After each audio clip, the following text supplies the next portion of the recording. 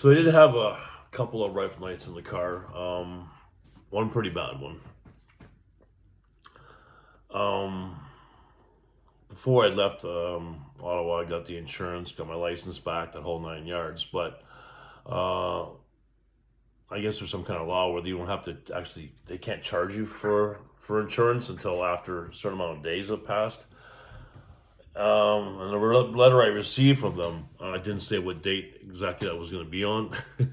So like, I knew it was coming. I just didn't know what day it was. So on the, I think it was a Friday. Um, I had calculated just enough, a couple $100 for gas and food to get me through to my next EI check. But then I found myself, as that went through my bank account and my funds were depleted, kind of found myself outside of a Tim Hortons, no gas, battery completely dead. Yeah, it was not a good situation. But I figured out, fuck it, I'll just wait it out. It's not a big deal. It's not the end of the world. It'll be a rough couple of days, but I'll get through it. To that point, the weather was great. The weather was fucking fantastic, except for the drive up there.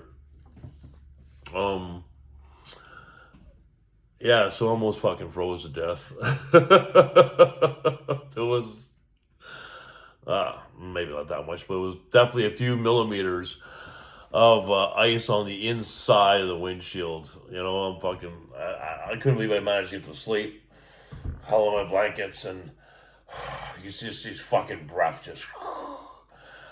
Yeah, it was pretty bad. Fucking. So I see the lights go on in the Tim Hortons.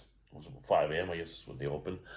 And I scratch my fingernail across the window. I'm like, holy fuck, that's on the inside.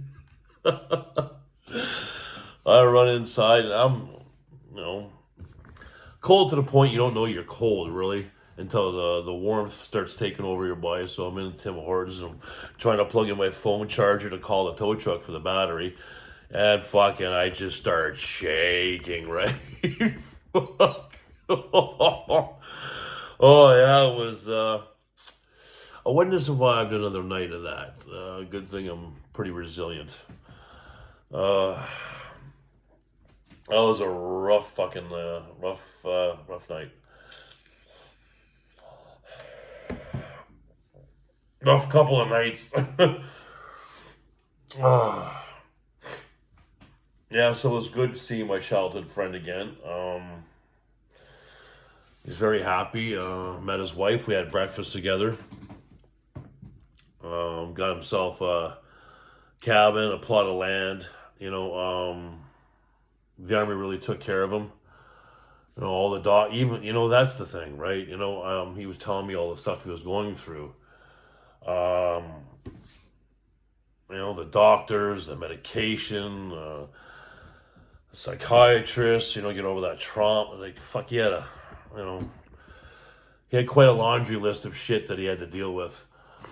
And it was really nice, right? Because I had him who could easily relate to what I was going through, um, and showing me that, and giving me the nod, saying, he's on the right track.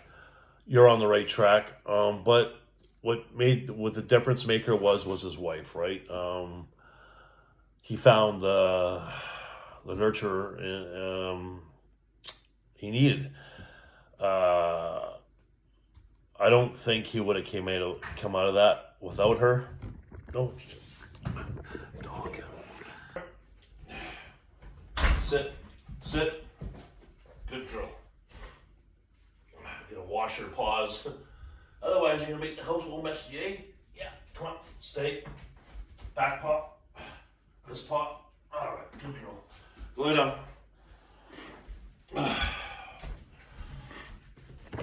I still haven't got over this cold I got over that night in the vehicle, but then everyone's sick here too, so I've never been that sick before.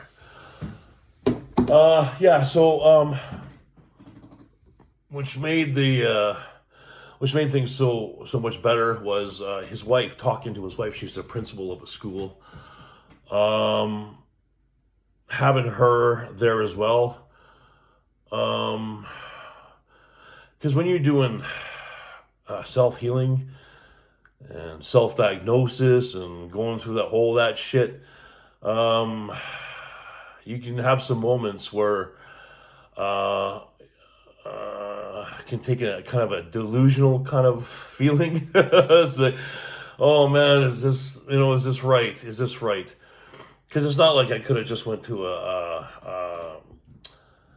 given my history, it's not like I can just sit down with a fucking doctor and start peeling back the layers of the onion, so to speak, So I was very, very fortunate. It was a very, very dangerous time for me, and I was fortunate that I got through it. Why is that? No? Okay. I just want to put that further back a little bit. So, he was very fortunate to meet this woman, and he's in a fucking fantastic place.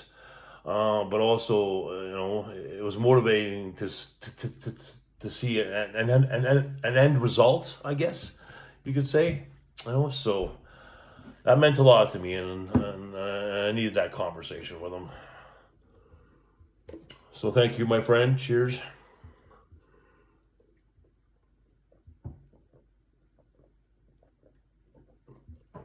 We made it a point to text each other at least once a month, if it's just hi,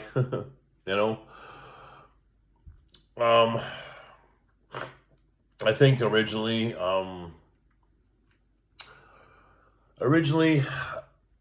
see, that's what's hard, right? Because you quickly realize how you need to heal from the life that you had, but the hard part is knowing there's parts of that have to be left there. That you can't bring certain things with you,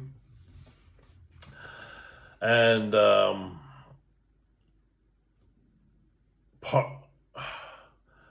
part of the delusion, I think, I had in looking forward to see him was having conversations that I couldn't have with other people. But then I quickly realized,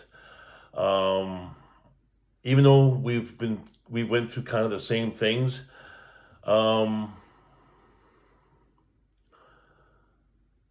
those things are just for us, right? Even though it's the same things, there's certain things we still can't share with each other. I don't know how to describe that. There was things that he went through. It's like I was trying to explain to my sister what Max was telling me. His army buddies were his family. That's the different thing, right? That family he had within the army, within those tours, is very different than the family outside of that here, right? So he still had to go through a process of coming back home, right? Same from myself.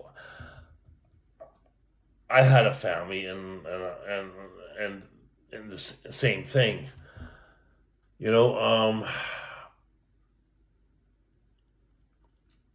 it's almost like two guys getting together and kind of just, yes, I understand. And there's a lot in that.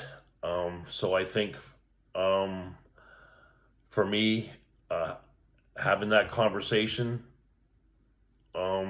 with them, even though there was a lot I thought I needed to talk about, it was enough. And it was a lot more than I could have ever hoped for.